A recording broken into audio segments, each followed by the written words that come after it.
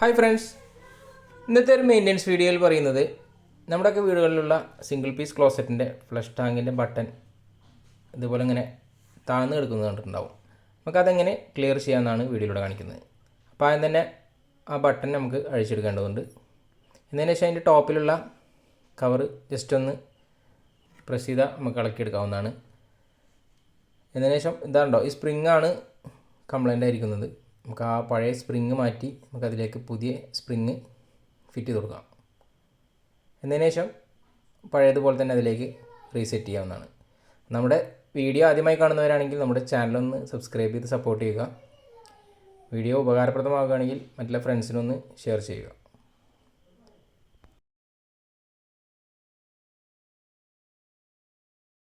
അപ്പം നമ്മുടെ work complete ആയിട്ടുണ്ട്. ഇനി രണ്ടാമത് ആദ്യം ഉണ്ടായിരുന്ന പോലെ തന്നെ നമുക്കത് റീസെറ്റ് ചെയ്യുക. അതിൻ്റെ ടോപ്പ് കവർ ജസ്റ്റ് ഒന്ന് പ്രസ് ചെയ്താൽ മതി. അതിന് ശേഷം നമുക്കൊന്ന് ഫ്ലഷ് ചെയ്ത് നോക്കാം.